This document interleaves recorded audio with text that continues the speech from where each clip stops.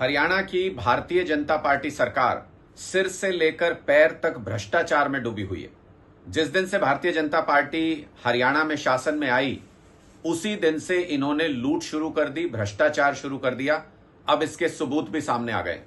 CBI ने 3 FIR दर्ज की हैं। 2014 में जब सरकार बनी भारतीय जनता पार्टी की, तब से लेकर के 2016 तक 2 साल में 4 लाख बच्चों का फर्जी दाखिला दिखाया गया सरकारी स्कूलों के अंदर। और इन बच्चों के नाम पर वजीफे के पैसे, मिड डे मील के पैसे, वर्दी के पैसे, सारा खर्चा सरकारी अकाउंट से निकालते रहे। यहां तक कि इन बच्चों के नाम पर फर्जी टीचर हायर किए गए और उनकी तनख्वाह को भी डकार गए। करोड़ों रुपए का गबन घोटाला किया गया भारतीय जनता पार्टी की जैसे ही सरकार शुरू हुई। और देखिए इनका निकम्मापन, किसी और चीज को छोड़िए, सबसे पहला भ्रष्टाचार इन्होंने बच्चों की शिक्षा में किया। सबसे पहला भ्रष्टाचार इन्होंने हमारी नींव खोखली करने के लिए किया। बच्चों की शिक्षा को बर्बाद किस तरह से भारतीय जनता पार्टी कर रही है, कैसे सरकारी स्कूल बंद कर रही है, वो सारा कुछ हमने देखा।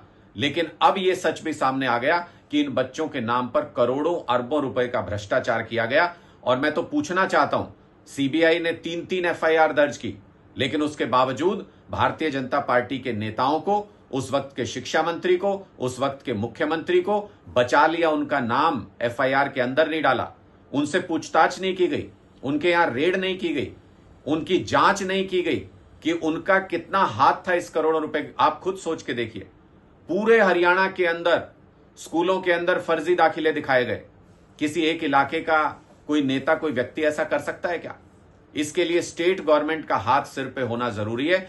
और पूरी तरह से पूर्व शिक्षा मंत्री, जो उस वक्त 2014 से 16 तक शिक्षा मंत्री थे, पूरी तरह से अगर जांच की जाए तो उनका हाथ इसके अंदर मिलेगा। उनकी जांच होनी चाहिए। और किस किस तरीके का घोटाला भारतीय जनता पार्टी ने किया, देखिए सुप्रीम कोर्ट के आदेश पे यह एफआईआर दर्ज करनी पड़ी है सीबीआई को। 2019 में सुप्रीम कोर्ट ने कहा था 3 महीने में जांच करके रिपोर्ट फाइल करे सीबीआई। 5 साल लगा दिए सीबीआई ने। क्यों?